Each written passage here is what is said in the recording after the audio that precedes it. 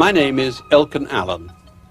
I was asked to go to Milwaukee to cover the trial of Jeffrey Dahmer, a serial killer of 17 people. Milwaukee is a very pleasant city in the state of Wisconsin, USA, just north of Chicago on Lake Michigan. Settled by Germans in 1835, it was famous mostly for its beer. That is, until 1991, when it found to its horror that it was the home of one of the most ruthless serial killers of all time, Jeffrey Lionel Dahmer, who lived in this block on the seedier side of town. On the night of July the 22nd, a terrified young man stopped a police car to say he had escaped from a crazy killer who was going to cut his heart out and eat it. They went to the apartment where he said he had been held prisoner, and they found a dead body and 11 skulls and other human remains. We're investigating a homicide which occurred in the apartment building in the 900 block of North 25th Street. We do have one person in custody, and we do have a body in the residence. From our investigation, we feel that this individual strongly is involved in other homicides. We have taken evidence out of the building by the medical examiner to be examined. There were some hazardous material in the building which private contractors had to remove from the suspect's apartment. It was really different from the way garbage smelled. It smelled worse than rotted meat. Mr. Dammler, you have a statutory right to have your preliminary examination within 10 days of today's date. Your lawyer informs me that you wish to waive or give up that 10-day limit and have the hearing scheduled on August 22nd. Is that correct? That's correct, Your Honor. Jeff Dahmer readily admitted to killing 17 young men, and he told the police where to look for their bones. Everything will be all right. When Roland Thomas began crying over his slain son, other family members leaned on one another for support. It's gonna be all right. The storm's gonna pass over. The storm clouds are not gonna hang here always. They're gonna pass over, not only for us, but for the entire city. Everything will be all right. When I was asked to cover the trial, I frankly was very reluctant to make this filmed record you're going to see. Dahmer's confession, all 200 pages of it, was a catalogue of depravity about bizarre acts and parts of the body not usually mentioned. I objected. Wouldn't we just be being voyeuristic and exploitative? But when I got there, I realized that this was not a trial in the conventional sense at all. The result was preordained. Whatever the verdict, Dahmer would spend the rest of his life behind bars. No, for the people of Milwaukee, and perhaps for all of our civilization, this was an elaborate and necessary public expiation of his crimes in front of the relatives of his victims and the world's press and television cameras.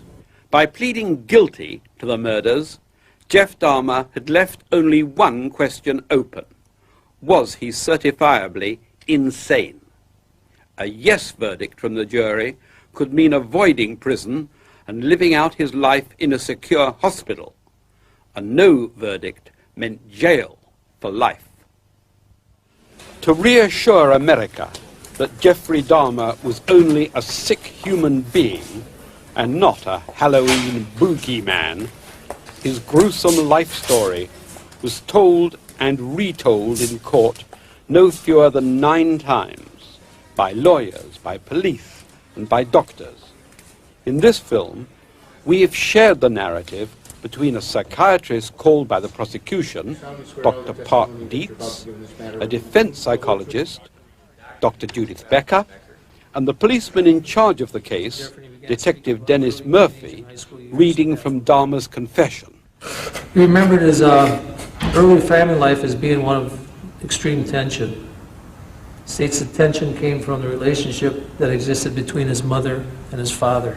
He stated that they were constantly at each other's throat and arguing. He stated his mother appeared to have some psychiatric problems and, in fact, had suffered a nervous breakdown at one time during his early childhood. He stated that she was on medication, had been seeing a doctor for much of the time. He states that he was advised by relatives that his mother had suffered a postpartum depression after he was born. And he took that to indicate that he was at least partially the problem for his parents' bad marital status. He stated he believed his mother became depressed after his birth and never quite fully recovered, and therefore he felt a certain amount of guilt in regards to the bad marriage of his parents. He stated as a teenager of 15 or 16, he realized that he was a homosexual. He never had any interest in women, and he had no idea why he was a homosexual. But he distinctly remembers in high school and during his teenage years that he was only attracted to men. See, it was at this time he began to fantasize of killing human beings. He also began picking up animals which were found on the road, which had been killed apparently by other vehicles. He would bring them home to his house, and he would use a knife in order to cut them up, cut them open, and see what was inside of them and what they looked like. See, at the time his mother took his younger brother, who was approximately 6 years younger than him, and she moved out and left him alone in the house. He said at this time he started having strong feelings about being left all alone, and it was at this time he remembered having strong desires for not wanting to have people leave him. He stated that at this time he began hating to sleep alone at night. He further indicates that it was about this time in his life that he became familiar with alcohol, and he immediately became a heavy drinker and abused alcohol on a regular basis. The timing of his first fantasies of bringing another person under his control in order to engage in sexual behaviors was sometime during the high school years. At various times, the specific age and grade that Mr. Dahmer has said this occurred has varied within a year or two, but it seems to be around age 15 or 16 that he first had sexual thoughts of striking another person and rendering him unconscious by a blow to the back of the neck, and then making sexual use of the unconscious body. The first time he tried or meant to act on that was when, at around that age, he found a particular male jogger attractive to him, and he, I believe, broke off a baseball bat, and then he concealed himself in some brush near where the jogger was expected to pass, with the idea that if the jogger came by, he would strike him on the back of the neck, make him unconscious, and enjoy the man's body sexually for a time. The jogger didn't come by, and so that didn't come to pass, and Mr. Dahmer never saw the man again. But that seems to be the first effort to put this fantasy into action. In the summer of 1978, he then had a car and was living alone at the house. He had been drinking and was returning home when he saw a hitchhiker. The hitchhiker was not wearing a shirt, and he debated about whether or not to pick him up. He finally decided to pick this man up. The man's name was, and it's all right to mention the names of the victims. His name was Stephen Hicks, who was approximately 19 years of age. Stephen Hicks got into the car and agreed to go back to the house, to Jeffrey's house. Jeffrey reported that they talked and smoked some marijuana. He reported that it was clear to him that Stephen Hicks was not gay, however he wanted to keep him there. While Stephen was sitting on the bed, Jeffrey hit him in the head with a barbell and then strangled him with that barbell. Jeffrey recalled having smoked 1 or 2 joints and had consumed a 12-pack of beer that day. The next morning, he went to the store and purchased a large hunting knife, and he went to the crawl space and dismembered the body. He cut off the arms and legs. He recalled opening up the belly. Now, at this juncture, This is the first time he opens up the belly of anything other than the dead animals, right? That's correct. At 3 a.m. as he drove to the dump, he was pulled over by police for driving left of the center line. He indicated that he passed the sobriety test. The policeman shined the flashlight in the back seat of the car and noticed the trash bags. Jeffrey told him that he was taking the trash to the landfill. He reported that there was a slight odor because he had had the body for 1 or 2 days. The policeman let him go. Jeffrey turned around and went home and put the bags in the crawl space. He brought the head upstairs, laid it on the floor, and masturbated in front of it. The next morning, he put the bags behind the house in the woods. He burned the clothes of the victim and then threw the knife and Stephen's necklace into the river. I asked Jeffrey how he felt about this, about those actions, and he reported that he was high-strung, nervous, apprehensive, and thought a lot about what he had done. I then asked him if he recalled the name of Stephen Hicks. He stated that was a name from the victim in Ohio. I asked him how he remembered that. He says, because it was his first one, and you always remember your first one. He says, you don't forget the first one. He subsequently went to Ohio State University for 3 months. He stated that he, quote, flunked out, end quote. He reported that during this time, he drank all of the time. By this time, his father had moved back into the house with his new wife, Sherry. His father and Sherry thought it would be a good idea for Jeffrey to join the Army. He stated he believed the reason he did not kill and dismember anymore while he was serving his tour of duty in Germany was because he enjoyed the structure of the Army. During the entire tour of duty, he lived on base and was in a dorm with 3 other men. He stated that he enjoyed the Army and wished that he would have finished his entire tour of duty. However, his abuse of alcohol made it impossible, and the Army let him go 6 months before his tour of duty was up. He was employed at a chocolate factory where he mixed chocolate. While working at the chocolate factory, he made some friends but did not socialize with them after work. In essence, his life consisted of working and on weekends going to bookstores, gay bars, and bath clubs. He reported that at the baths the notion was, quote, sex, anything goes, end quote. He reported that he used condoms some of the time. He stated that he liked being the active person in sex, that he only allowed anal penetration once or twice because it hurt him. He reported... We are not using the name of the drug. I will not. Okay, thanks. All right. He reported that he started using, and I'll just say a drug that had sedating effects. Sleeping pills, I think. Right. He started using sleeping pills during this period because some guys wanted to perform anal sex and he did not want to. This was a way of keeping them. Specifically, he did not want to be the recipient of anal sex, and consequently, if he were to drug the person, they would then fall asleep and he would not have to participate in anal sex where he was the receptive partner. That is where the person would put their penis in him. He reported that he would go to the baths on weekends and have approximately 3 or 4 partners. He was trying to control his compulsion, so he went to a store when it was about to close. He hid out in the store, and then he stole a mannequin from the store and brought it to his house. He kept this mannequin for 2 weeks. He would stand over the mannequin and masturbate. His grandmother saw the mannequin and asked him where he got it. He then took the mannequin out and disposed of it. At age 26, he reported that he was heavily into the bath clubs. He reported that at this time he was working the night shift at the chocolate factory, would go to the bars on weekends, usually around 2 a.m. He reported that once he got to the bathhouse, he would find a person and then lay next to the person and masturbate and engage in what he called, quote, light sex, end quote.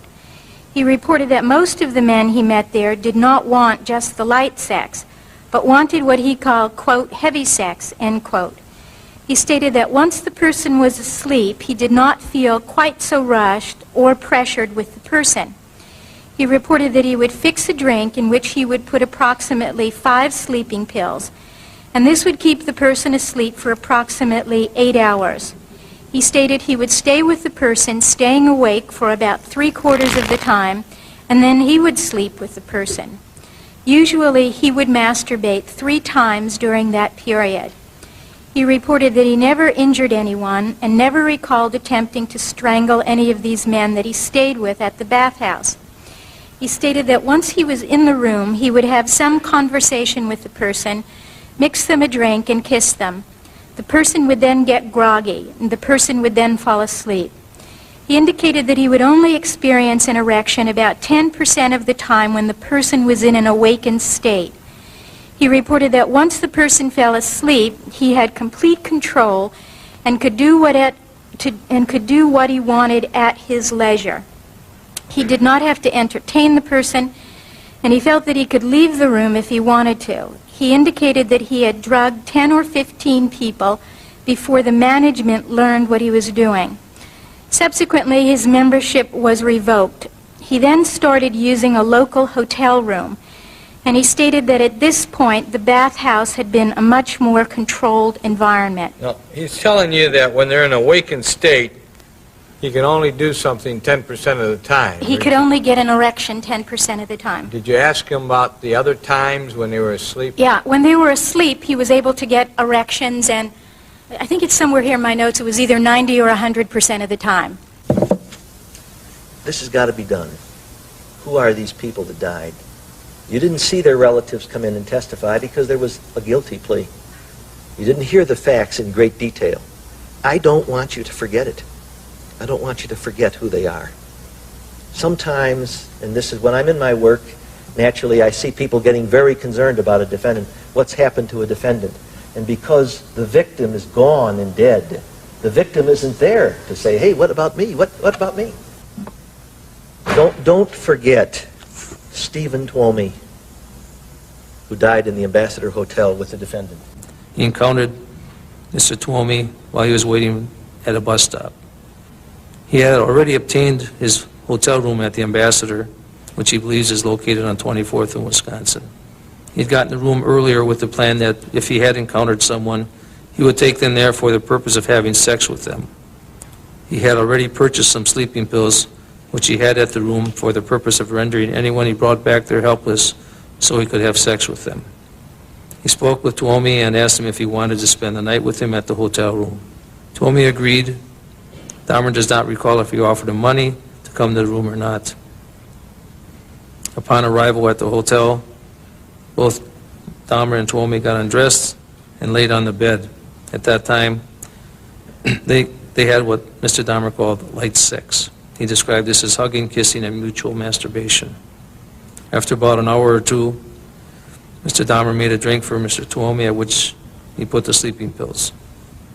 Mr. Twomey drank this, fell asleep, and Mr. Dahmer kept drinking and eventually fell asleep himself.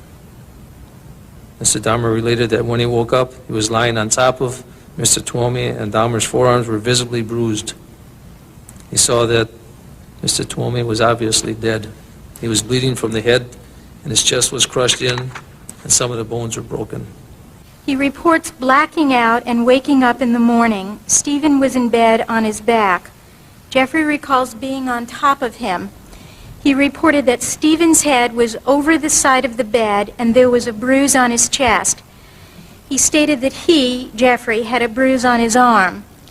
Jeffrey was shocked when he saw that Stephen was dead. He stated that he had no intention of murdering him. Seeing Stephen dead brought back memories of 1978 and his first victim, Stephen Hicks. He stated that he had paced the floor, felt horrified, shocked, and frightened, and could not believe this had happened. He then put the body in a closet and went to a mall. He bought a suitcase and subsequently put the victim inside of the suitcase. He then rented the room for another night. At 1 a.m. he checked out and took a taxi to his grandmother's house. He kept the body in the fruit cellar for approximately 9 days. One day while his grandmother was at church, he laid the body out and, according to Mr. Dahmer, quote, slit open the belly and masturbated. The experience led him to make two changes. The first was, having realized how difficult it was to move a corpse from a hotel room, he decided not to return to hotels anymore, and from that point began to take men back to his grandmother's house, where he would have greater privacy and more space to work. The other thing he told me was that this changed his efforts to control himself. In his words, quote, "After that incident, it seemed like there was no point in trying to resist the urges and the compulsion to do that. So that's when I started going out, looking around at the bars for other people." I asked, "What do you mean there was no point?" And he said, "Just since it had happened again, much to my surprise, it just, I don't know, it's hard to describe, just seemed by that time the driving compulsion to be with someone and control them was so strong and so prevalent throughout all my waking hours that I just continued doing that. It seemed like that broke any thought of holding back and not doing that sort of thing again." Don't forget Richard James Doxtator on that board. James Doxtator, age 15, picked up by the defendant, age 15. He had been at a bar on a Saturday night. He was standing in front of a bus stop and saw an attractive male. He assumed that this male had been drinking and asked him if he wanted to spend the night for $50. The victim agreed and took a bus to his home. When they sat, that's the grandmother's home. They sat in the living room while his grandmother was asleep. They laid together, kissed, and engaged in oral sex. The male said that he had to be back by morning, and Jeffrey did not want him to leave, so he fixed him a drink. When the victim fell asleep, he strangled him. After he was dead, Jeffrey laid with him for a while and then had anal sex. He placed the body in the fruit cellar and put a blanket over him. The next morning, he ate breakfast with his grandmother, and she went off to church. He kept the third victim's body for 1 week. During this period of time, he would lay with him and masturbate. At the end of the week, he laid the body out and, according to Jeffrey, quote, defleshed it, end quote. Don't forget Richard Guerrero, who died at the defendant's hands. First, he administered a drugged drink to his victim, and then after his victim was unconscious from the effects of that, he strangled him, which again indicates that it was not an impulsive act, but rather that he'd taken steps to prepare for the killing and, as it were, to anesthetize his victim before he killed him. He then took the body to the basement, defleshed it, put it in a trash bag, and saved the skull. He kept the skull for several months and brought it to his 24th Street apartment when he moved there. He reported that the police never found the skull. He left his grandmother's home because he wanted to live on his own and because once his grandmother had commented on his bringing a young man to her home. This made him feel uncomfortable, and he made up a story about why the young man was there. The next intended victim got away and was able to testify against Jeffrey Dahmer. But he couldn't be seen on camera as he was underage at the time. However, we can hear his voice and his name. My name is Ronald Douglas Flowers, Jr. Approximately what time did you get to the Club 219 that evening? Not real sure. I know it was late because the parking lot was pretty filled at the time, so I imagine it was 11:30 around that time. Okay. And did you meet your friends there? Yes, I did.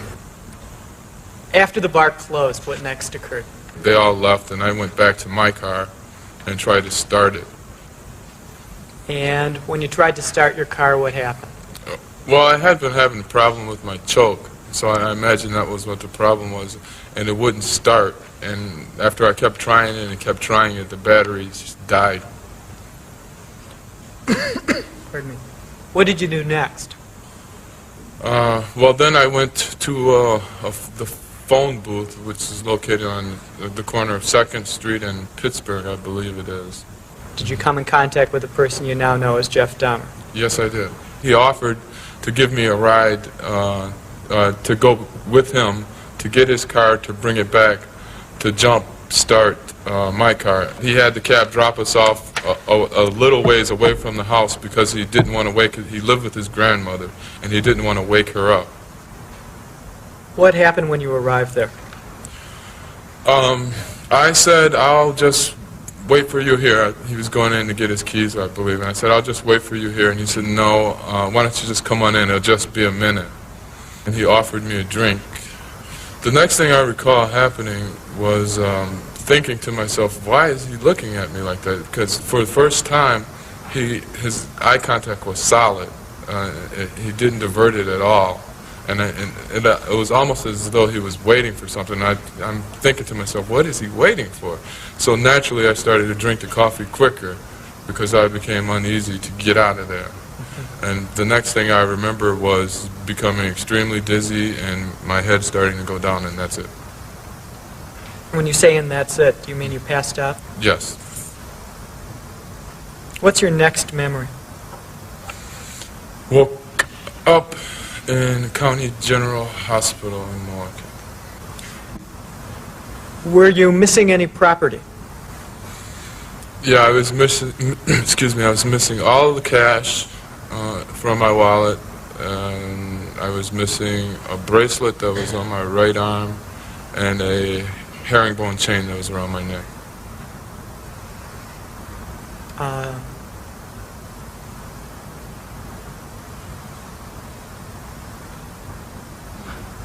If you know, did the hospital remove your clothing at any time?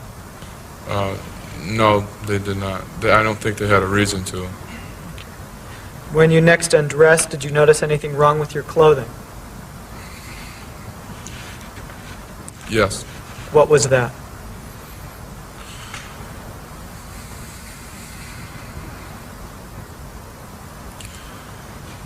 I noticed that my underwear were on inside out. He states that there was one more occurrence that happened, but this time the individual woke up prior to him being able to kill him, and he was also seen by his grandmother with this individual in the basement, and he decided not to kill him. As Mr. Dahmer described it to me, he drugged the man in the basement, and in the morning the man woke up after Mr. Dahmer had had light sex with him. Mr. Dahmer then took $80 from him, walked him to the bus stop, saw him get on the bus, and said, quote, he was really out of it, drugged, and apparently woke up in some hospital and that was it, end quote. I asked him if he thought he was going to get caught for that, and he said, no, because I hadn't hurt him in any way. And I said, well, you drugged him and took money, right? And he said, yeah, I figured they would just think that he just lost the money and that he'd been drinking. But Dahmer did trip up after letting another underage victim escape. Did he say anything to you? Yes, he told me, like, he asked other kids if they would just pose for, quick $50. If they would pose for a quick $50? Yes. And what did you say to him more, or what did he say to you then? I asked him if it is his career or he said it's a hobby. He said it's a hobby? Yes. What did you say then, or what did he say then? He asked me if I want to pose for him just for a quick $50. What then happened? Then we start walking to his apartment. After it had been pulled, your shirt had been pulled up to your neck area, was a photograph taken? Yes. He offered me some drink. Did he say anything to you about what you should do, if anything, with your zipper? Yeah, he said that I should put it all the way down and then, show my underwear. And you put it halfway down, and then what did he do? He put it all the way down. And what else did he do? And then he grabbed my penis. He went under your underwear and grabbed your penis? Yes, he did. And then after he kissed your stomach, you said, I got to get out of here, something like that. What did you do then? I just grabbed my book bag and then I opened the door and... You moved to the door of the apartment? Yes. Was the door of the apartment closed at that time? Yes, it was. And had it been closed after you entered the apartment? Yes. And what did Mr. Dahmer do when you went to the door with your book bag? He said, wait, don't forget your money and don't tell no one that I'm doing this. And what happened then? Did he give you the money? He gave me the $50 When is the next time you became conscious of where you were? Where were you? at the hospital. Are you employed as a City of Milwaukee police officer? Yes, I am. And what rank do you have? Currently a lieutenant of detectives. How long have you been employed by the Milwaukee Police Department? Since 1974. Did there come a time on September 27, 1988, that you were at work in the Milwaukee Police Department headquarters? Yes. Where is that building? 749 West 8th Street, City of Milwaukee. Did there come a time that you were aware that an investigation was underway in connection with a sexual assault on a 13-year-old Laotian young man? Yes, I did. He is a minor, and for reasons of protection of his name, he has been referred to in these proceedings as SS. Would you continue to refer to him? The jury is familiar with his full name. Yes. What information did you receive, basically, that caused you to become involved in the investigation? At approximately 12:20 a.m. on September 27, 1988, officers Robert Enters and Gary Temp brought SS into the sexual assault unit of the Milwaukee Police Department. And had officers gone out to the home and then with him gone to the apartment building where this took place and identified the particular apartment with his assistants? That is correct. And those uniformed officers from the manager had secured an individual's name and the location of his employment. Is that correct? Yes, it is. And you had information that that man was Jeffrey Dahmer, that he was employed at a near West Side chocolate factory, and that he was a third shift worker. Is that correct? That is correct. And armed with that information, did you leave the Vice Squad offices and go to that West Side chocolate factory? Yes, but prior to leaving, I showed SS a number of photographs, including the person who had been identified by the apartment manager, and SS positively identified Jeffrey Dahmer as the person who had taken him to his apartment and taken these photos. This is what you refer to in police work as a photo array, is that correct? Yes. And you had Mr. Dahmer's picture on file from an earlier case where he had indecently exposed himself? That is correct. Did you then go to that West Side chocolate factory with the officers? Yes, I did. Did there come a time that Mr. Dahmer was brought to you by employees at the factory? Yes. And what, if anything, transpired when did you recognize him from the pictures you had already shown the Laotian boy? Yes, I did. And what, if anything, any conversation occurred between you and Mr. Dahmer at that point? At that point, I asked him if he was Jeffrey Dahmer. He stated yes, and at that time I placed him under arrest. Did he ever confess to you that he had touched the boy's penis? No, he denied that. Thank you. You have to ask this question. Did he plead guilty to the charge? Yes, he did. Okay, so he may not have admitted it to you, but he pled guilty to the charge. That's correct. Thank you. Although he was put under probation for 5 years, Dahmer was up to his lethal tricks again within 3 months. Don't forget Anthony Sears, who died at the defendant's hands. Solemnly swear all testimony you're about to give in this matter will be the truth, the whole truth, and nothing but the truth, so help you God. Please be seated, sir. And then would you state your name, spelling your last name, please? Jeffrey Connor, C-O-N-N-O-R. Mr. Connor, you were a friend of Anthony Sears, correct? Yes. How long had you known him before he was killed? Approximately 3 years. You were friends? Yes.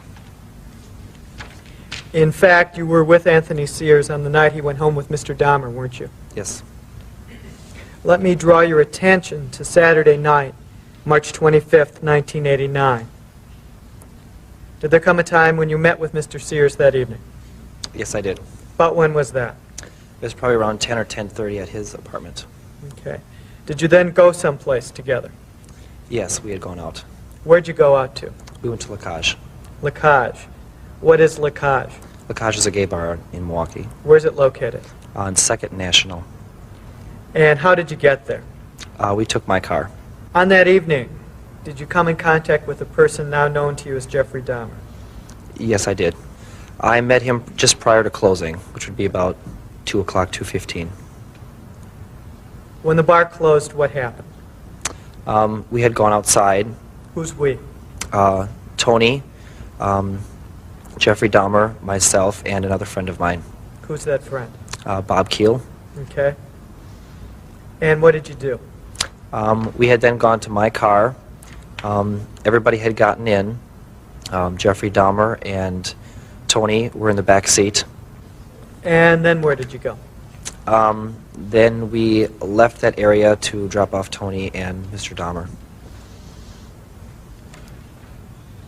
Did somebody tell you that they were going home together? I just kind of took that. Okay. Where were they going to go? Were they going to go to Tony's place or Mr. Dahmer's place? Mr. Dahmer's place. Okay. And did Mr. Dahmer tell you how to get there? Yes, he did. When you pulled over, did you have any discussion at that point? No. Okay. Did you talk to Mr. Sears at all, make plans with him about his being picked up? Yes, I did. What was that about? I had just reminded him that that Sunday was Easter and that I had plans to be with my family, and that in order for me to give him a ride home, I'd have to pick him up before I did that, which would be early morning sometime, and to call me. And did he agree to do that? Yes, he did. Did Anthony Sears ever call you that evening? No, he did not. Early the next morning? No. Did you ever see Anthony Sears again? No, I did not. He stated he met this individual that he identified as Anthony Sears through the photo, and he got one of Mr. Sears' friends to drive him and Mr. Sears in the friend's auto to his grandmother's house. He related that when they got there, they engaged in sex. He gave him the drink that put him to sleep and subsequently killed him and dismembered the body. He indicated that this was the first one where he had kept anything of the individuals.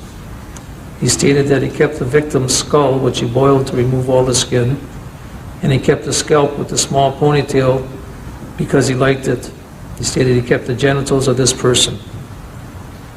He stated that at the time of his arrest, these items were in the black metal cabinet. Quote, I found him very exceptionally attractive, and the desire to retain something from him was stronger than the fear of being caught, I guess. That was about the time I had the table, the black table and the two griffins, and that's when I started formulating the idea of the temple area off of this. Mr. Dahmer drew for me a diagram of what he had in mind for the temple, and that diagram of the temple shows 10 skulls on a table with incense burning on both ends, and 2 whole skeletons on either end of the black table with the plaster griffins above the table and a special globe lamp to impart an eerie sense of lighting. And he wanted a black leather chair so that he could sit in the leather chair and admire his collection. If he did this and had it set up this way, he would be able to somehow get in touch with some spiritual force or power. It's the time I started watching Return of the Jedi. So the first idea of the temple area occurs only after 3 of the charged killings, and because this seemed curious, I explored what he had in mind about the temple and what the significance of this movie was to him in great depth. And in fact, he and I sat together and watched all of the scenes in the film Return of the Jedi that he considered significant. Likewise, there came a time later when he put that film aside and began making use of Exorcist III and particular scenes from that in a similar manner, and he and I sat together and watched those scenes from Exorcist III so that I could explore what the significance was to him of the images in those materials. And I think that what emerges from all of that is an understanding that Mr. Dahmer regarded one character in each of those films, a character known as the Emperor in Return of the Jedi, and the character who's obviously supposed to be Satan in Exorcist III, a man who's confined in a cell-like area at that time. And what these characters have in common is that they are evil, and corrupt and powerful, and both have the ability to use special powers to control others. In the case of the Emperor, he seems to be zapping people with energy beams of some kind and able to manipulate them in that way because it's futuristic. In The Exorcist III, the power comes from being able to create illusions to make people think that there are snakes crawling over them, to suspend people on the ceiling, to be able to do all manner of things. Each of the characters in the scenes that he repeatedly viewed actually torments someone else in a way that might be described as torture, but Mr. Dahmer said that was not what was appealing to him, though there were occasionally fantasies where that might be, that he never enacted that, and he's consistently told me that making others suffer was not his desire sexually, but that he did identify with the power of these characters.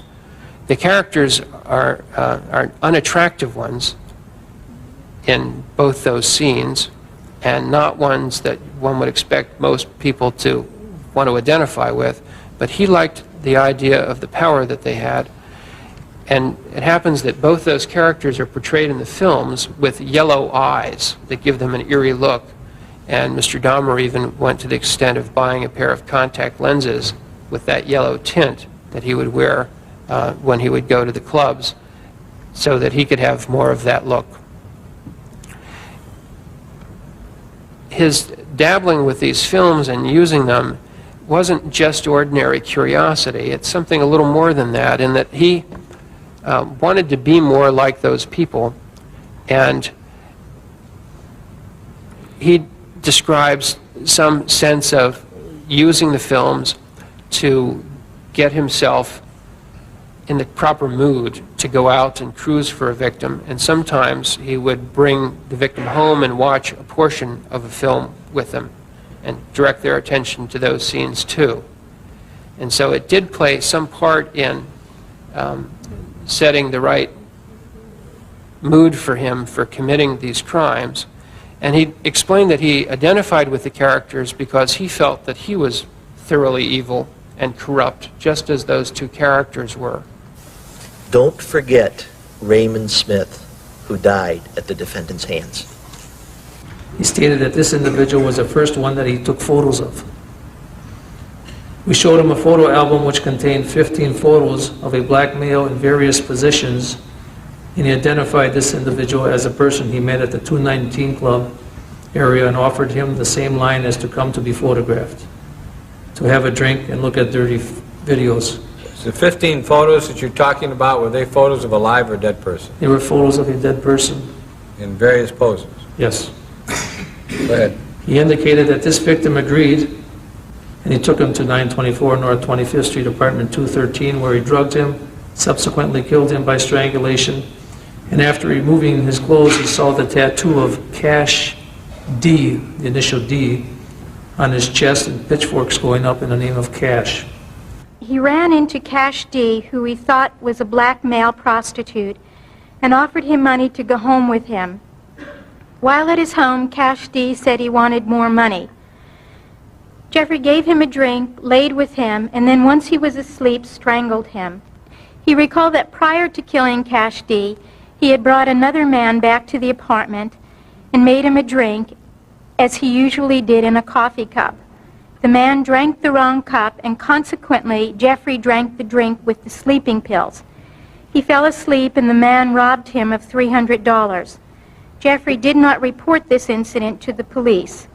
He reported he would have strangled this victim, but the man had taken the cup without the sleeping pills. After Cash D, Jeffrey met... This next one is a juvenile, so you can use initials. I will. Thanks. After Cash D, Jeffrey met a young man with the initials LP, who was waiting tables. He was Hispanic, and Jeffrey believed him to be around 16 years old. He propositioned him, and the man agreed to go to his apartment. They kissed, masturbated, and watched videos. Jeffrey did not have any pills available to him that weekend. He went to an Army surplus store and bought a mallet. He He took pictures and had him lay on his stomach. He struck him on the back of the neck with the mallet. The guy got up and attempted to leave the apartment and said he would call the police. This male left and then came back in and asked Jeffrey for money for a cab. Jeffrey tried to strangle him at this point, but then calmed down, and they both went into the bedroom. Jeffrey called him a cab and he went home.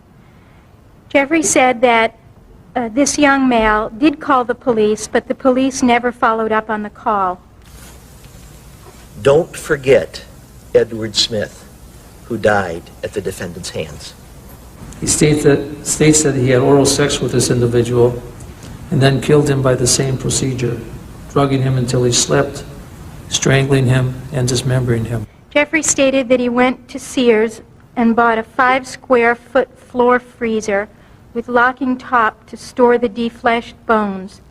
He also purchased 2 30-gallon plastic trash bags to put the defleshed remains in. He poured muriatic acid to acidify the flesh and then flushed the remains down the toilet. Yes, after the complaint about the smell and somebody actually identified his apartment as the source of the smell. So I had called and talked to him in the office and went with him to his apartment. And what excuse did he give at that time? He said his deep freezer broke and he had meat in it that's getting spoiled. I thought he was a nice guy at the time. No further questions. Don't forget Ernest Miller, who was stabbed to death by the defendant because he was becoming conscious. The defendant had to get a drink to do it. Don't forget Ernest Smith.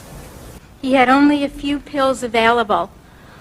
While the victim was asleep, he thought, quote, "How should I keep him?" end quote.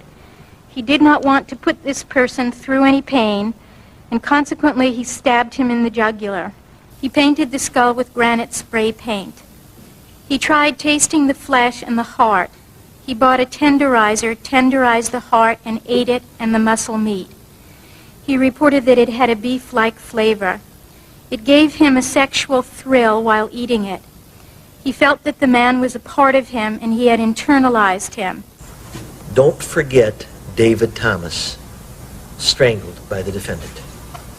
Mr. Dahmer told the police that once he had David Thomas back to his apartment, he thought that David Thomas wasn't really his type, and he killed him because he'd already given him the sleeping potion and thought that Thomas would wake up and be angry.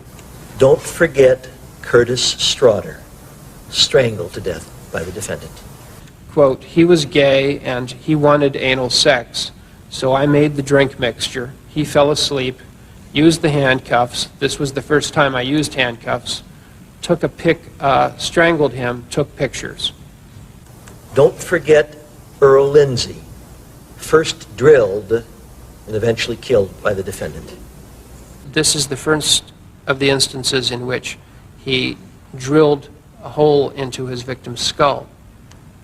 And here Mr. Dahmer reported that he first drugged Mr. Lindsay and thereafter used what he described as the drilling technique on the top of his skull. And we discussed this in some detail. In the course of that discussion, he said that after initially having drilled the hole and injected I would call it a syringe, it's a baster actually, a syringe full of muriatic acid into the cranial cavity of Mr. Lindsay, that Mr. Lindsay woke up, and when he regained consciousness, Mr. Dahmer said he was groggy when he woke up, but still coherent and aware of his surroundings, and so I figured it was a failure. Gave him more sleeping pills, he fell asleep, then I strangled him. Because what Mr. Dahmer wanted here was the compliant sex partner, the zombie as he described it, rather than to have a corpse.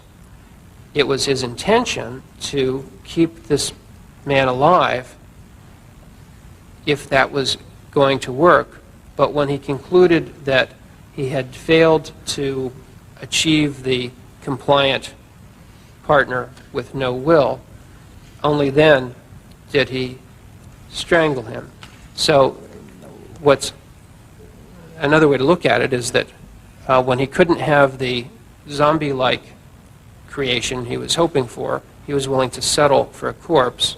I asked him in that discussion the question, you didn't expect him to wake up and say, "Yes, master," and he said, "No, no, but that was the general idea." Later in that same conversation, he said, quote, "I was just trying to disable the will."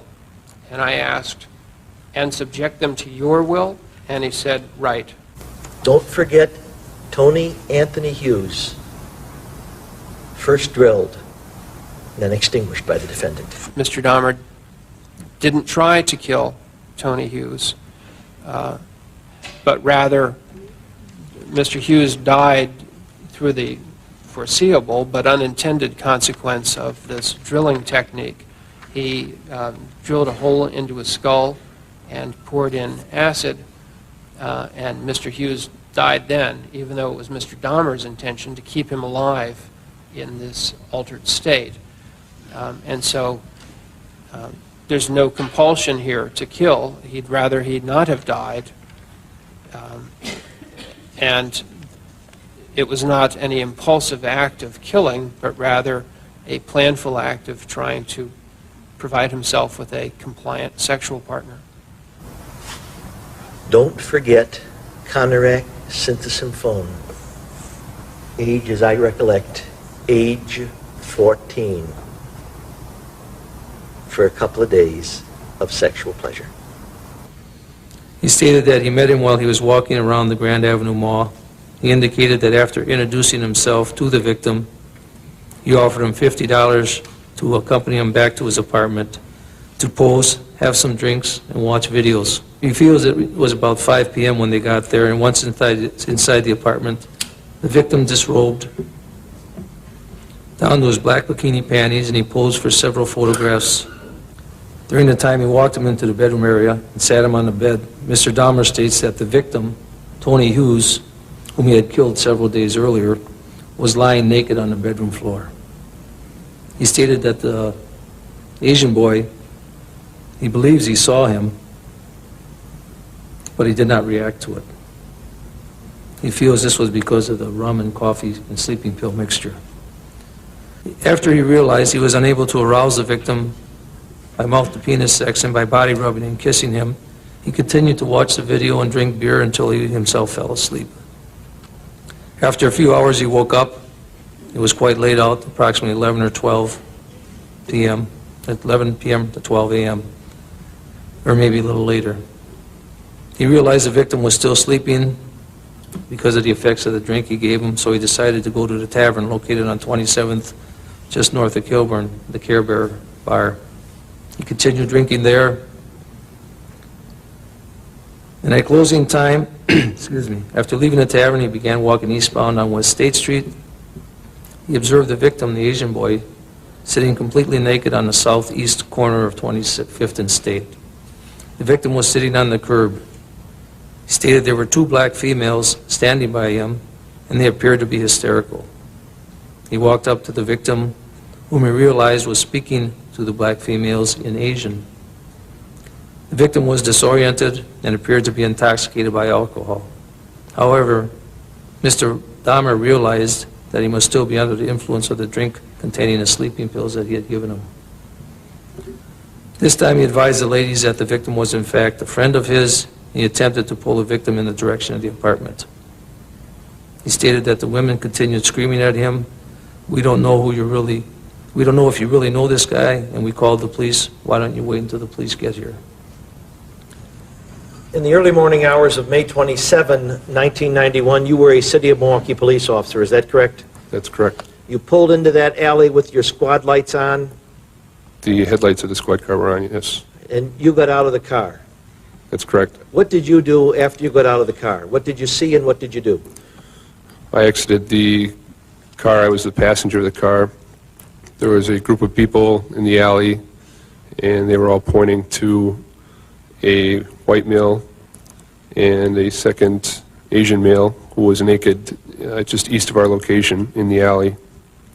My partner came up to me and told me that he had obtained information from the white male to whom he was talking to, and basically that the Asian male's name was John Hamong and that he was 20 years old and that he had been staying with him for the last, I believe he said, 2 to 3 weeks. Had been staying with whom?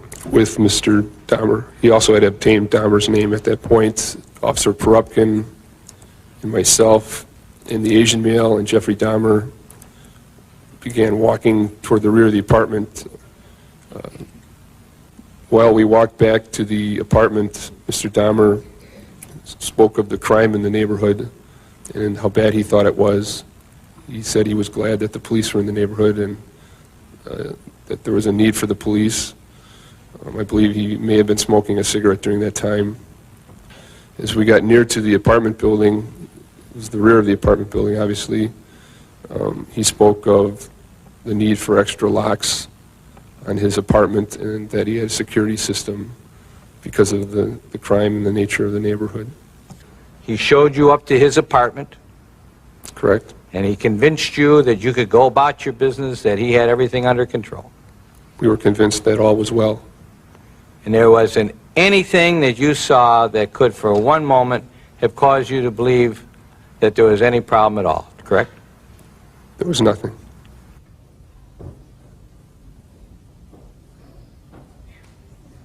Mr. Dahmer told me that after the police left, he gave a second injection of muriatic acid, and that proved fatal. But even then, he was attempting to carry out the plan to create a zombie. His words were, "Then I gave him the second injection of muriatic acid, and that was fatal. I didn't intend it to be, but it was." Don't forget Matt Turner, extinguished by the defendant. Jeffrey had attended the Chicago Gay Pride Parade and met this victim at a bus station. He offered him money, took him home to watch Exorcist III, had light sex, drugged him, and strangled him. He defleshed and acidified the body, saved the skeleton in the freezer, and put the head in the freezer. He threw the other body parts into the trash. Jeffrey noted that around this time, the body meat in his freezer was getting old, and he disposed of it. Don't forget Jeremiah Weinberger, drilled, who made it alive, struggled for life for a day and a half before he died at the hands of the defendant. 1 or 2 weeks later, he met his 15th victim, Jeremiah Weinberger, age 25, who was of Jewish Puerto Rican descent. He met him at a bar in Chicago. He approached his victim, offered him money. The victim performed oral sex on Jeffrey.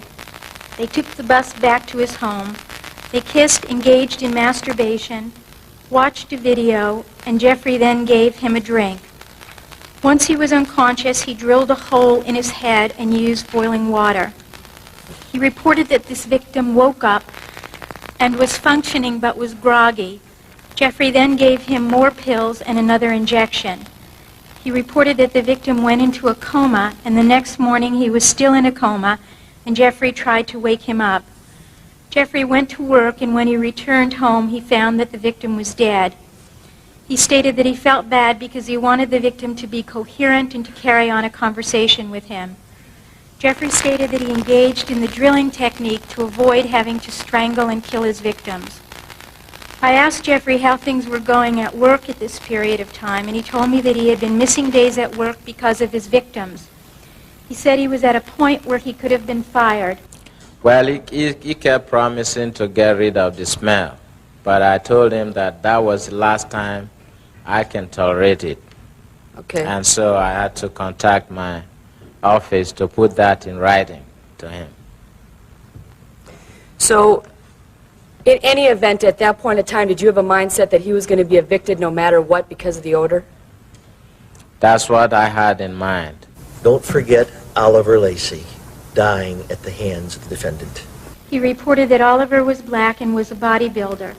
He offered him money, they had light sex, they watched a video, and Jeffrey drugged him. He reported that he then called into work sick and he was then fired. He had kept the headless body of his 15th victim in his bathtub. According to Jeffrey, Oliver never saw that body. Jeffrey reported that he did not use drilling on this victim. He drugged him, strangled him, performed anal sex before and after death, posed him, and took pictures. He also defleshed his 15th victim at this time and saved the head. He was going to use Oliver Lacey in his Temple area. At this point, he had lost his job, was drinking heavily, and running out of money. Don't forget Joseph Bredehoft dying at the hands of the defendant. Mr. Dahmer stated he met him on Wisconsin Avenue near Marquette University, and this individual was waiting for a bus, and he had a six-pack in his arms. He stated he got off the bus, approached him with the same offer as he did with the others, and he agreed to go with him to his apartment. They went to his residence, where he had oral sex on this individual before killing him. States he gave him the potion, and when the individual went to sleep, he strangled him with the strap. He subsequently put his head in the freezer and his body in the 57-gallon barrel in his residence. Joe Bredehoft was the last person Jeffrey Dahmer was to kill. The man he had picked for his 18th victim was in court to tell how he escaped. You solemnly swear all testimony you're about to give in this matter will be the truth, the whole truth, and nothing but the truth, so help you God. Please be seated. Then, sir, would you tell us your name and spell your last name for us? Tracy Edwards, Edwards. Mr. Edwards, you're going to ask you to speak up very loudly into the microphone. I would like to know in what state do you reside at the present time? Louisiana. And how old are you, sir? 32. 32? And you are single? Yes. You were in Milwaukee, Wisconsin on July the 22nd, 1991? Yes. And at or about that time, on that late afternoon, did you have occasion to see a person that you knew at that time or subsequently learned was a fellow by the name of Jeffrey Dahmer? Yes. So you were with a couple of your buddies, were you? That's correct. And what were you doing? We was drinking beer, just talking, hanging out, you know. About 6 o'clock at night, was this? Yeah, about 6:15, whatever. Did you have occasion then to see Mr. Dahmer? Yeah, he approached us eventually and started talking to us. Yeah, Were you three black males? yeah one white, two black males. So you're friends. Yeah, my best friend was white, yeah. When he came up and started talking to you, what is it that Mr. Dahmer said to you? He said he was just in the city from Chicago. He was taking care of her sick grandmother, I believe, in West Allis. And did he have any further conversation with you and your friends? Yeah, he was just talking. He said he was a professional photographer. He usually pays people for pictures and stuff like that if anybody was interested in making money at that time. To have to pose for pictures? Yeah. Did he describe the kind of pictures that you were going to be posing for if you chose to take him up on the offer? He said nude. Nude. Right. You went up to the apartment. Tell us what happens when you get up to the apartment. Tell us what you observed, what your senses told you. Okay. First of all, it seemed like a normal apartment. When we got inside, he turned off burglar alarms. I asked him why. First, it was a foul odor, okay? Tell us about that. What kind of an odor? It was just like an odor. I didn't quite know what it was. You know, he told me a sewer pipe had broke and management would take care of it. Now, you're fully clothed. Yes. Okay. And you're sitting on a couch. Right. And he talks to you about this posing, and you weren't sure you were going to do it. Right. How much had you been offered to do the posing? $100. Okay. And when he brings you the beer, he brings you rum and Coke? Yeah, he brings the beer first, and then he brings the rum and Coke.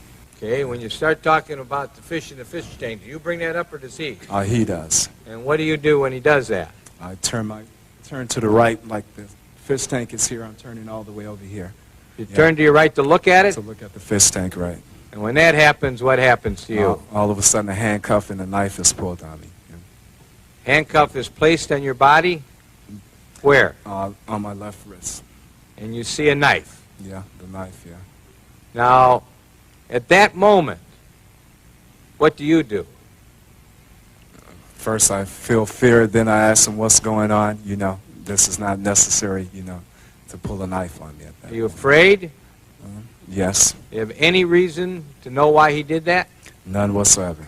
Did you have any idea at that time it was going to happen? No. Did that room have a TV set in it? Yes. Was there anything going on the TV? Yeah, the Exorcist movies was playing at that time. There was an Exorcist movie on. You know which one of them? The name, I'm not sure. I think it's 3. I'm not sure which one. So there was a movie. Did you know it to be part of television or VCR? VCR, normally that's not on regular television, so I thought it was VCR. You knew there was a movie showing. Right. Did you see him put it on, or was it on? No. When we first got into the apartment, he went through the back to the back bedroom. Maybe he put it on then. I'm not sure. Okay. And then what happened? You're both sitting on the bed?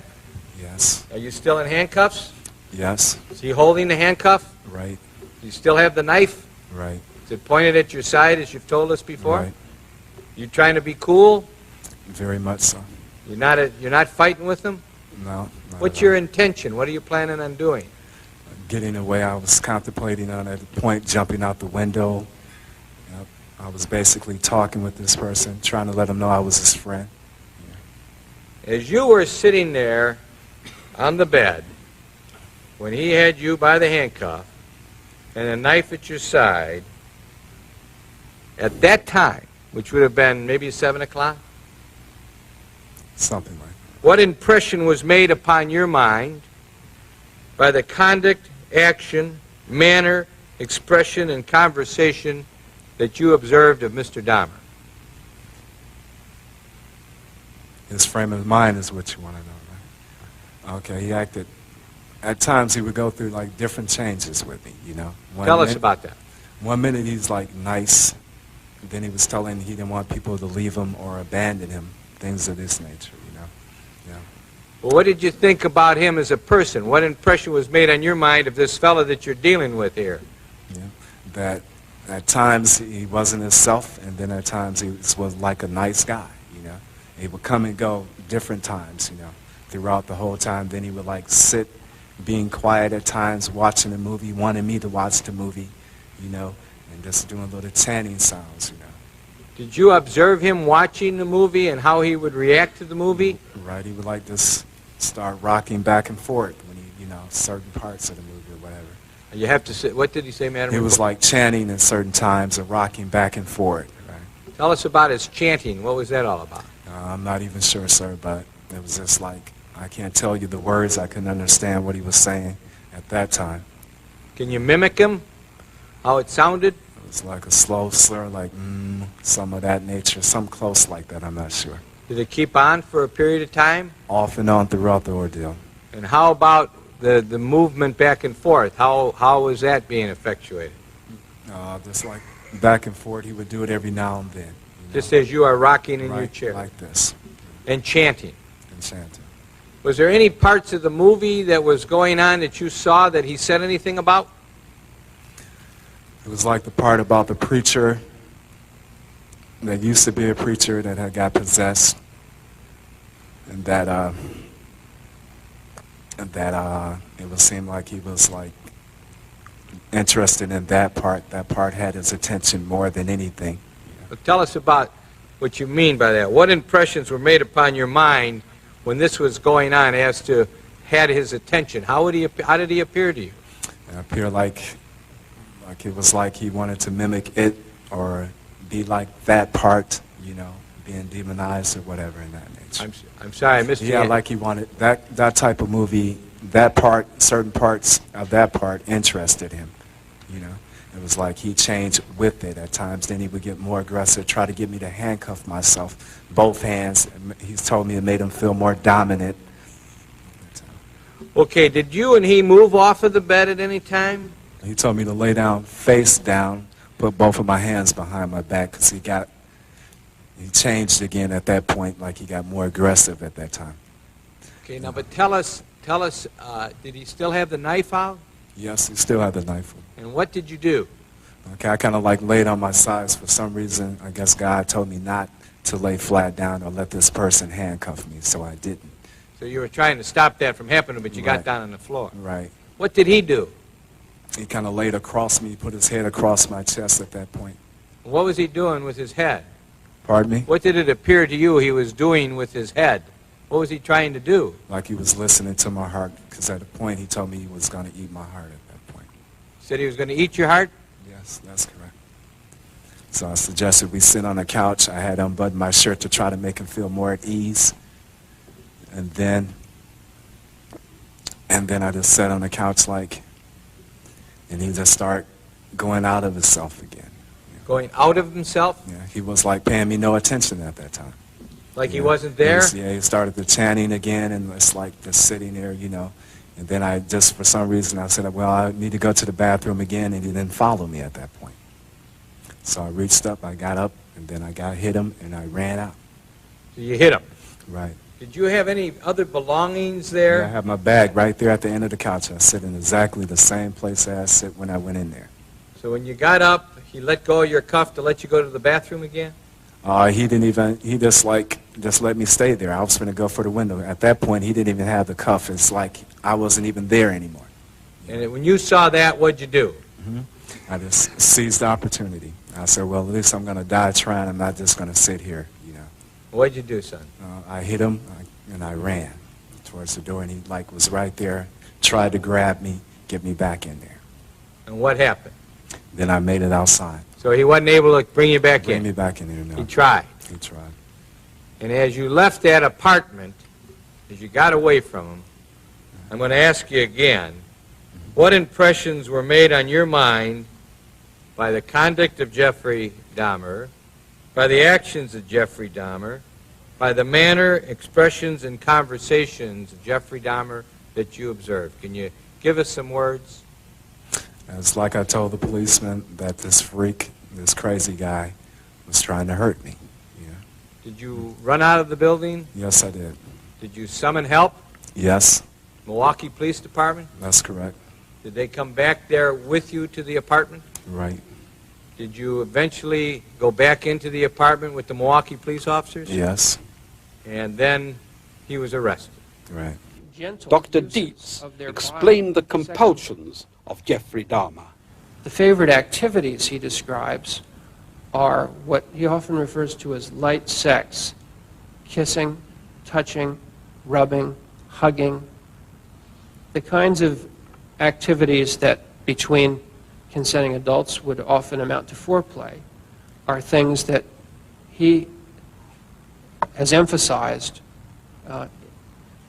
with victims and with other partners. Those were activities, and those are normal activities with a consenting adult, that give him pleasure and that he always enjoyed. But he describes difficulty in getting partners to restrict themselves to just that, because the partners that he found most often wanted to do more than that.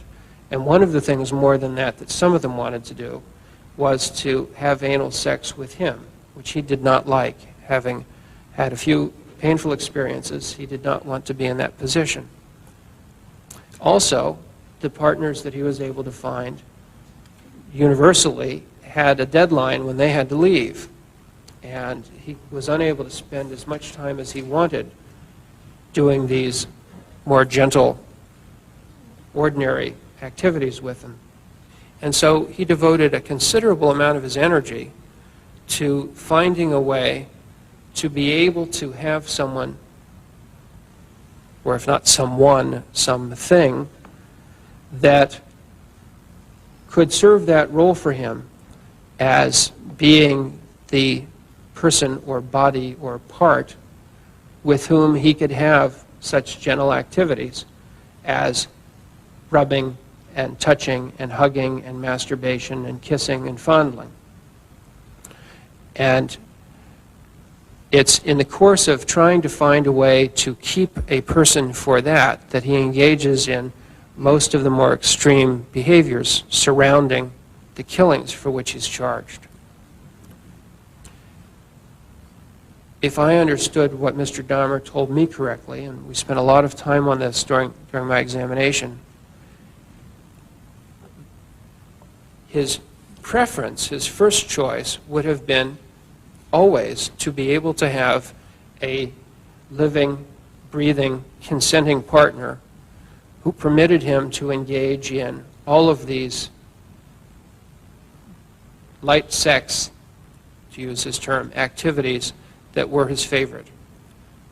And in fact, he said to me that had any of the victims agreed to stay with him for several weeks, then he would not have killed them if they'd agreed to stay and do these things. And there were a few whom he found particularly appealing because the physique was so close to his ideal that had he been able to have a continuing relationship with those men, he felt he would have had no need for any of the rest of what he did, no particular desire to do it. So if he couldn't have them in that way, as a consenting, continuing partner, the second best way would be to have them in some other state in which they would remain with him and still be available for these activities.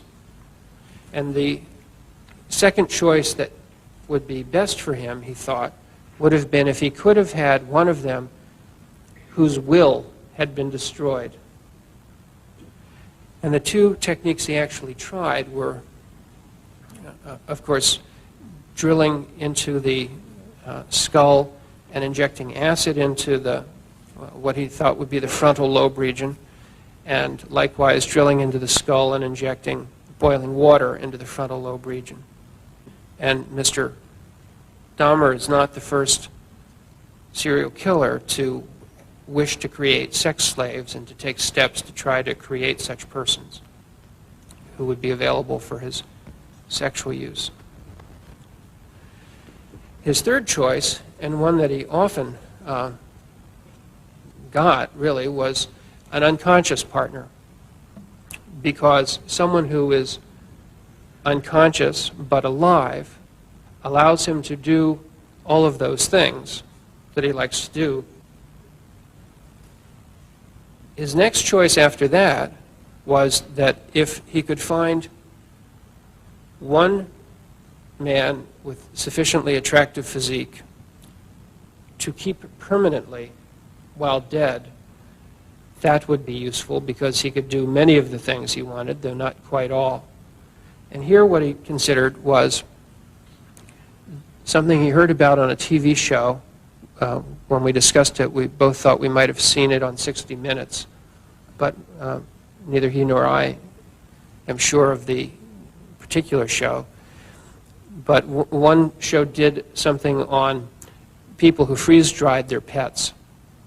And Mr. Dahmer's idea was that if he could get the apparatus for that and freeze-dry a man of the appropriate physique, he'd at least be able to continue to have him to look at while masturbating, to pose perhaps in various positions if they were flexible enough in that state, to fondle, to rub, to hug, to touch. They would not have sounds to listen to, but they would have a lot of what he was interested in. And he thought that if he'd been able to freeze-dry one of the more attractive men, that he would not have had a desire for the other victims. The step he took was to go to the library, and in a magazine he thought was called Taxidermy, found an advertisement from a supplier of the equipment for freeze-drying animals, and found that there were two sizes of the machines, one of which seemed like it might be large enough for humans, but the cost was prohibitive. It cost $30,000 or so, he thought, and so that was not an available option.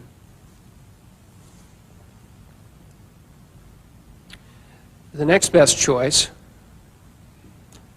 was that of a fresh corpse. Now, the fresh corpse, like the freeze-dried person, has the problem of not having any sounds to listen to, but it has the additional problem that it will not stay fresh. Lastly, along this spectrum of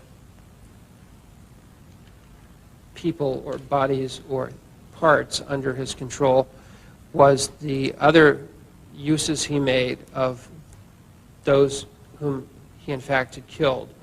And here he told me that he made use of the viscera for masturbation by opening the victims in the course of dismembering them. And there was a particular phase of dismemberment where he would stop sometimes to take photographs, sometimes to masturbate, sometimes both. And that was upon opening the abdomen when the abdominal viscera are first exposed.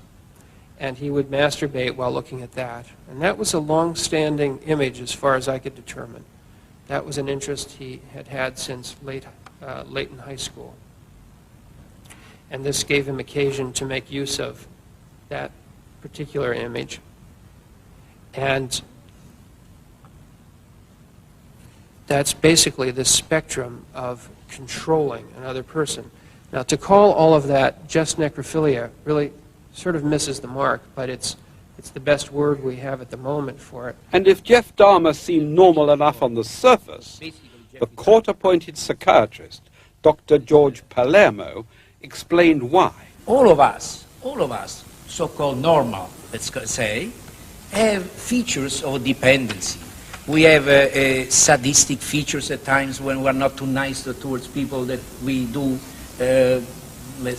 we are with, we like, and so on. We have also fetishistic features because when someone of our dear ones dies, what do we do? Certainly we don't have a sexual fetishism, but we try to embrace even the dead body because of the importance we give to this dead body, this person who was dear to us and died. And that goes along with the borderline personality. Borderline personality changes mood from depression to elation. We all have these kind of things, not to that degree though. We are a composite of many facets, and we become sick when these facets become exaggerated. And that is what is called personality disorder. The jury had to decide whether he was sane or insane. So it was to be prison after all, not the softer option of a secure hospital. The jury's decision was read out 15 times, once for each count. Again, in the state of Wisconsin versus Jeffrey Dahmer, case number F912542, in a special verdict, question number 1. At the time the crime was committed in count 2 of the information, in regard to the death of Richard Guerrero, did the defendant, Jeffrey L. Dahmer, have a mental disease? Answer, no. The spectators now included high school parties, organized to remind youngsters of the perils of going with strangers, for fun or for money, and that this was no ordinary trial was emphasized by allowing the relatives of the victims to address the court and, at last, to confront Jeffrey Dahmer. My name is Shirley Hughes, and I'm Tony Anthony Hughes' mother. First of all, thank God, and to give thanks to the judge and to Mr. McCann for the verdict that came in. I would like to say to Jeffrey Dahmer that he don't know the pain, the hurt, the loss, and the mental state that he had put our family in. But I'd just like to read a poem that a good friend of my son wrote. Tony thought you was his friend. He knew you. Why am I a victim in your cruel and rueful world, although I can't communicate with a loud voice? Listen to me anyway. Try to have mercy on my moans. Look at the tears roll down my face. See that each one is a cry for help. And realize my sign of showing you that I want to live. Tell me just what is it that I've done to you. to make you such a monster, to make you such a maniac, to make you such a devil. My God, who are you? What are you? You have never shown me this side of you. I put my trust in you. I thought you were my friend until the end, yet I didn't know you as well as I thought. I never felt the end would be this way. Is there anyone that can help me? Mom, dad, sister, brother, someone, please help me. What's happening to me? Everything seems to be slowing down. I'm confused, I'm drowsy. My coordination has been contaminated. My friend, what is it that you is giving me? What is it that you're doing to me? I'm helpless. Is that a thrill to you to know that I can't fight you back? And that the hardest struggle in my life is fighting to keep my eyes open with the hope of seeing the dawn of a new day. Yet you have total control over me. My life is in the hands of once a friend, but now a total stranger who have become my worst nightmare. But one day I know you'll get caught. You think you're smooth at what you're doing. Remember, whatever's done in the dark, it will come to the light, and the whole world will know just how ugly a person you really are. Mom, I'm gone. My hope, my breath, my want to live have been taken away from me unwillingly and emotionally. I know that there's a dragon piercing your heart day and night because of this, but yet I'm not far away. When you get cold, I wrap my arms around you to warm you. If you get sad, I'll softly grab your heart and cheer you up. 2 fingers and 1 thumb means I love you in sign language. My son was deaf. When you cry, take 1 teardrop and place it outside your window ledge. And when I pass by, I'll exchange it for one of mine. 2 fingers and 1 thumb, Mom. My name is Dorothy Straughter. I'm Curtis Straughter's mother. I don't have nothing prepared to say. It's just a few things that I would like to say. You took my 17-year-old son away from me. I'll never get a chance to tell him that I loved him. I'd have a chance to tell him that I loved him the last time I saw him, which will be a year tomorrow. You took my daughter's only brother away from her. She'll never have a chance to sing and dance with him again. You took my mother's oldest grandchild from her, and for that I can never forgive you. I'm a J.W. Smith, brother of Edward Warren Smith. Edward Warren Smith tried to be Jeffrey Dahmer's friend. As a result, he lost his life. Mr. Dahmer, Eddie's gone now, the victim of your senseless killing. Where do we go from here? We ask ourselves. Why did this happen to a person like Eddie? He gave so much and asked so little. All he wanted was a chance to be himself. A chance to be happy. When all the facts are known, we hope that society will have gained some knowledge that will help prevent a tragedy such as the one Eddie suffered. There was no sacrifice too large or too small for Eddie. He truly loved giving and gave of himself abundantly. My name is Inez Thomas, and I'm the mother of David Thomas. You know, I don't understand how a person could really harm a person and to say that, well, I did this because he wasn't my type. Well, if everybody go around doing something to somebody because they're type, this would be a sad world today. And I just feel that this man should never be able to walk the face of the earth or to be able to harm anyone else again.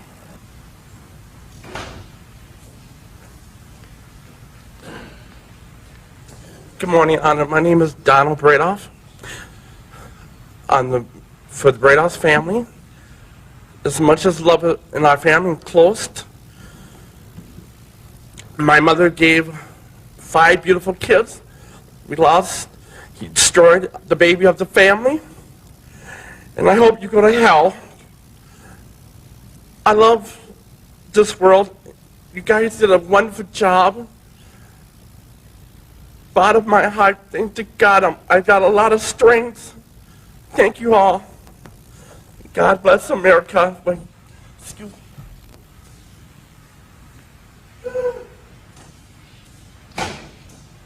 My name is Rita Isbell, and I'm the oldest sister of Errol Lindsay. Whatever your name is, Satan. I'm mad. This is how you act when you are out of control. I don't want to ever see my mother have to go through this again.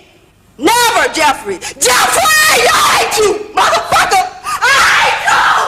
Justice under control! Don't fuck with me, Jeffrey! I'll kill you, goddammit! Look at me, motherfucker! Let me kill you! What's your name, fast? Let me kill you! The court will impose the mandatory life sentence plus an additional 10 years on the habitual criminality. Count 2, life imprisonment plus 10 years consecutive to count 1. Count 3, life imprisonment with the date of parole eligibility 70 years from the inception of that particular sentence. I don't have all the numbers that I can't work it out, but it'll be 70 years from the beginning of that sentence, which will be consecutive to count 2. Count 4, life imprisonment with a parole eligibility to be 70 years from the commencement. Count 15, life imprisonment with parole eligibility to be 70 years after the inception of that sentence to be consecutive to count 14. I believe I have, and I intended to follow the recommendation of the state. I could have said something different which would have had the same impact. I really see nobody gains anything by just to say more and more years. The important point is that the sentence is structured in such a way that this defendant will never again see freedom. Your Honor, it is over now. This has never been a case of trying to get free. I didn't ever want freedom. Frankly, I wanted death for myself. This was a case to tell the world that I did what I did not for reasons of hate. I hated no one. I knew I was sick or evil or both. Now I believe I was sick. The doctors have told me about my sickness, and now I have some peace. I know how much harm I have caused. I tried to do the best I could after the arrest to make amends, but no matter what I did, I could not undo the terrible harm I have caused. I feel so bad for what I did to those poor families, and I understand their rightful hate. I decided to go through this trial for a number of reasons. One of the reasons was to let the world know that these were not hate crimes. I wanted the world in Milwaukee, which I deeply hurt, to know the truth of what I did. I didn't want unanswered questions. All the questions have now been answered. I wanted to find out just what it was that caused me to be so bad and evil. But most of all, Mr. Boyle and I decided that maybe there was a way for us to tell the world that if there are people out there with these disorders, maybe they can get some help before they end up being hurt or hurting someone. I think the trial did that.